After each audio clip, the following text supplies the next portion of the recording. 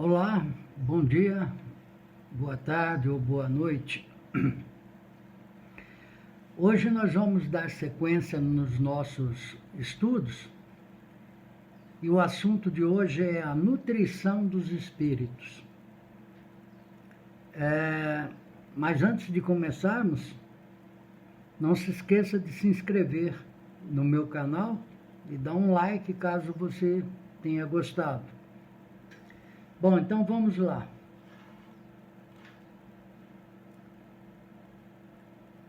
Eu estou lendo, mas fui eu que fiz o estudo. Isso me facilita para poder fazer os vídeos, né?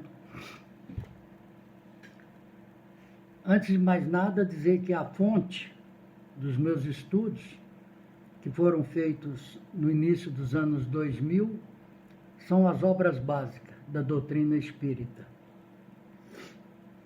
Bom, a nutrição dos espíritos é um assunto ainda meio complicado para se definir, mas baseado nas informações que temos, procuramos desenvolver ele de uma forma mais simples possível, para que vocês possam entender. Então, do que se alimentaria o espírito?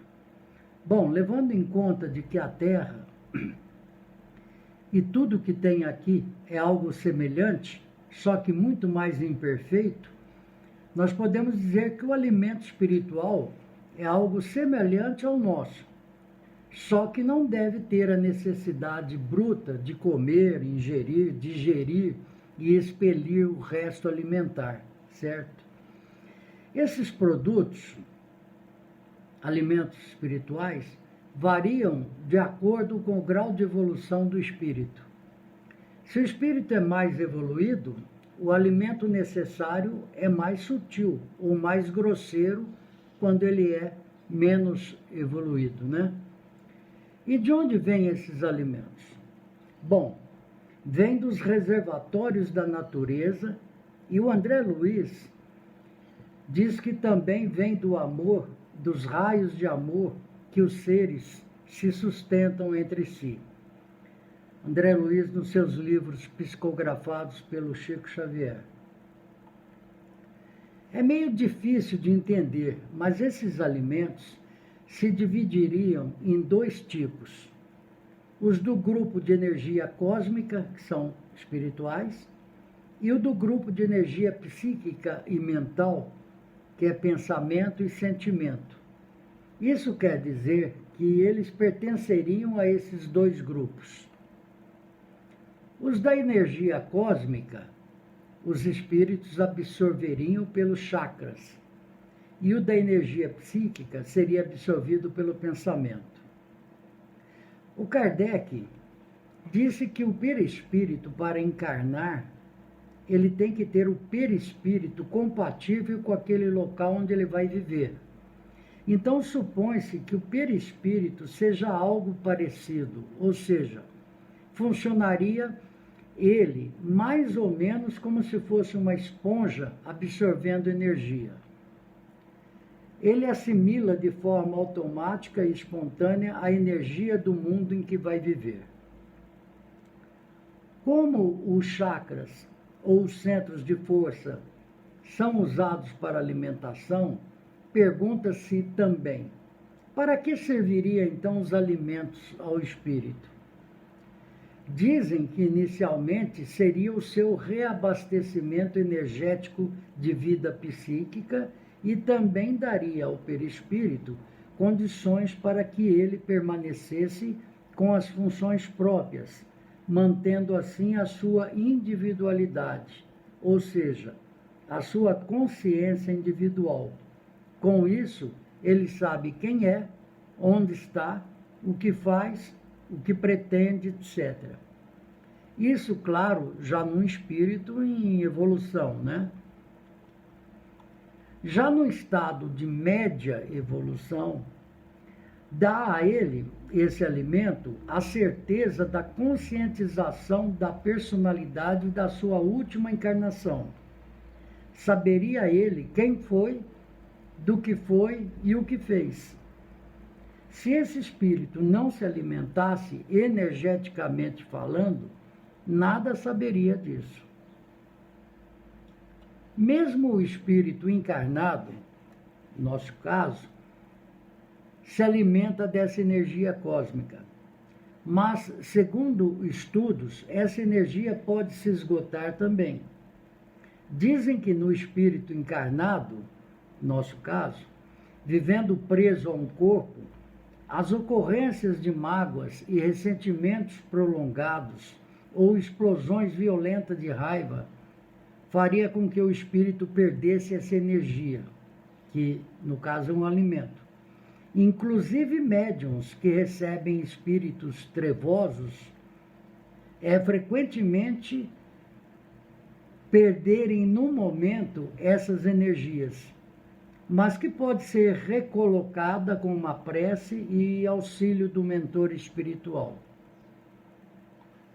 Voltando à questão da saúde, será que o alimento traria a saúde? Sim, para o espírito traria a saúde. Mas o que seria a saúde?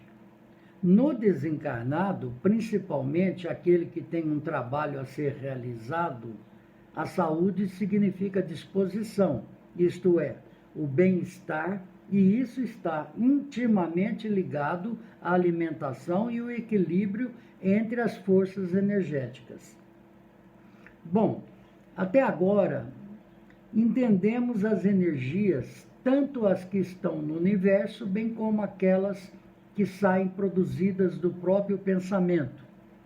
Seriam para o espírito já evoluído uma forma de alimento e uma alimentação, certo?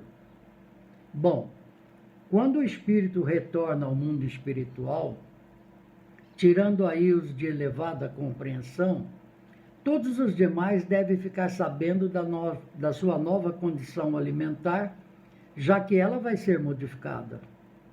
Na verdade, quando o espírito está no processo da reencarnação, de voltando ao corpo, ele se alimenta muito pela respiração. E isso é um fenômeno que lhe foge ao controle. Também ele se alimenta de uma alimentação mais pesada, devido à necessidade do corpo físico. Então, quando ele desencarna, regressa ao mundo espiritual, ele continuaria a se alimentar pela respiração psíquica, não mais ingerindo alimentos, como a gente conhece. Bom, quando ele desencarna, está provavelmente ainda muito ligado às necessidades do mundo físico. Então ele quer ingerir pela forma tradicional os alimentos. Isso os espíritos que não têm compreensão, né? Então é preciso essa adaptação. Como esses espíritos não poderiam mais se alimentar com as coisas da terra e nem pela forma como o corpo carnal tem, eles são encaminhados então aos núcleos de reeducação, onde encontrariam alimentos semelhantes aos que estariam habituados, porém em estado de energia, e aos poucos vão aprendendo a se livrar deles. Aqueles que são muito viciados, inclusive nos tóxicos, dentre outros, normalmente ficam na terra, encostam nos encarnados para sugar as emanações que provêm do uso dessas coisas. Normalmente, quando o espírito recém-desencarnado, acabou de morrer, é amparado, mesmo assim, ele reage contra toda essa adaptação, porque não consegue, no início, entender essas modificações. Bom, voltando um pouco e falando como é que o espírito conseguiria sugar as energias do que está encarnado. André Luiz fala de um caso em que um médium fraco tinha suas energias sugadas por vários espíritos. Definiu como energia que sai pelos poros, boca, narinas, ouvidos e peito, na forma de um vapor fino e sutil, e que os espíritos se supriam disto. Isso seria para esses espíritos sofredores um tipo de alimento. Resumindo tudo, quanto menos evoluído o espírito, mais necessidade tem ele de alimento parecido com os nossos, mas de energia, correto? Depois ele aprenderá de novo como se alimentar no mundo espiritual. O alimento sempre será energético, ou seja, energias provindas dos pensamentos ou da própria natureza espiritual. O espírito se alimenta pela respiração, pelas narinas, e não mais usa a boca para tal, como é aqui na Terra. É só respirar que está recebendo o alimento. Também fica claro que nos locais de reeducação dos espíritos, ainda muito ligado às coisas da Terra, é possível encontrar plasmado alimentos parecidos e com sabores dos nossos aqui. Mas isso é só para dar uma impressão ao desencarnado, porque, na verdade, ele logo aprenderá a não mais querer isso e saberá extrair o seu alimento pela normalidade do mundo espiritual. Bom, nesse estudo, claro, eu deixei de analisar vários aspectos que implicaria na alimentação dos espíritos, porque é um tema muito longo, né? Então, a gente deu só uma base aí. Esse estudo foi feito no mês de setembro, em 2002, aqui em Casabranca. Espero que você esteja gostando dos vídeos. Há muito mais ainda. Um forte abraço e até mais.